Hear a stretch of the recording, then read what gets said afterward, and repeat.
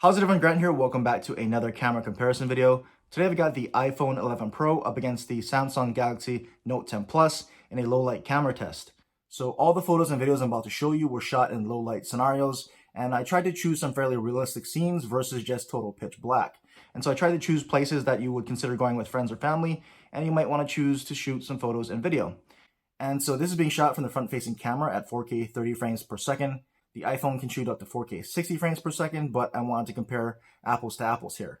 And so let's go ahead and take a look at all the photos and videos, and then I'll come back at the end and wrap things up and let you know what I thought about how these cameras performed.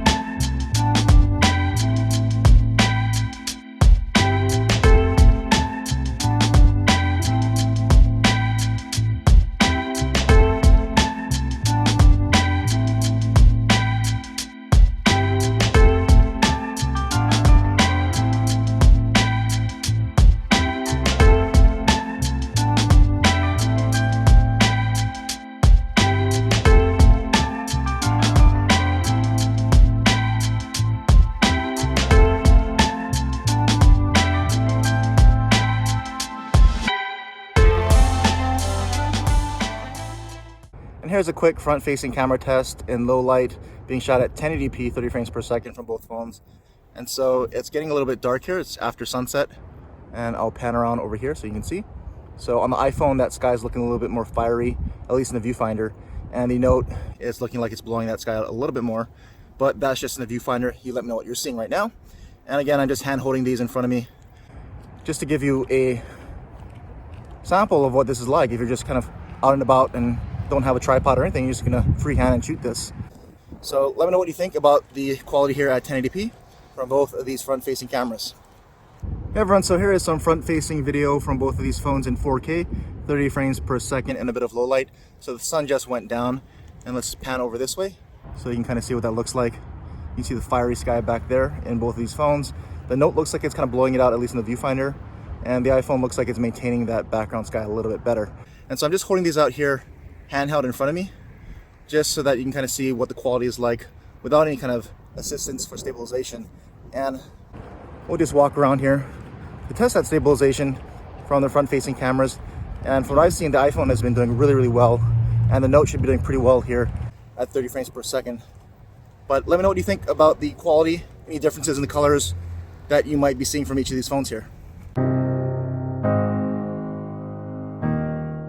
Alright, so now you've seen all the photos and videos, so I want to wrap up this video by telling you what I thought about how each of these phones performed here in low light. So first off, let's start with the front-facing camera for photos, and this was a bit shocking because the iPhone 11 Pro really outperformed the Note 10 Plus in daylight photos, but here in low light, the roles were kind of flipped, and neither really performed very well, so let's get that very clear. But the Note 10 Plus took brighter, more usable photos, and so I'll go with the Note 10 Plus there. Also, its live focus portrait mode photos looked a lot better than the iPhone 11 Pro's portrait mode photos. So overall, I'm going to go with the Note 10 Plus for front-facing photos. And as far as front-facing camera for video, I thought this is where it turned around. The iPhone 11 Pro outperformed the Note 10 Plus, and to be clear, neither did a very good job in low light, but the iPhone 11 Pro's video was brighter and it handled the background exposure a lot better. So for video on the front-facing camera, I'm going to give it to the iPhone 11 Pro. Now moving on to the rear cameras, let's start off with still photos. In low light, I thought if you're going to shoot with the main camera lens, I thought the iPhone 11 Pro did better overall.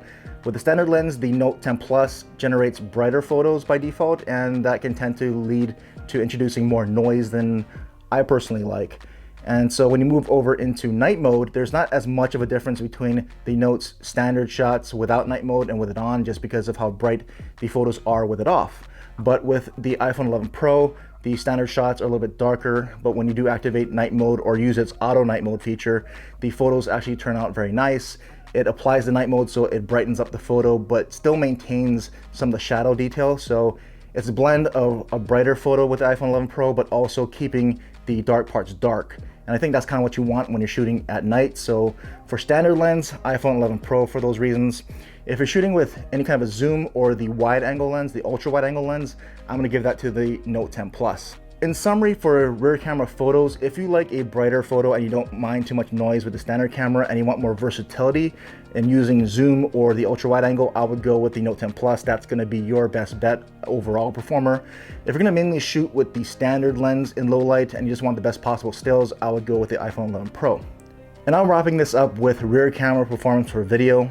I thought it's pretty much the same as photos, where if you're going to be shooting with the standard lens more, I'll go iPhone 11 Pro. If you want all-around versatility, Note 10 Plus, because its zoom and ultra wide angle are still brighter and look a lot better for video in low light situations. So that's pretty much what I thought about how these cameras performed in low light here, at least in what I showed you. Do leave a comment down below, let me know what you thought, which ones did you prefer, and as always, thanks for watching.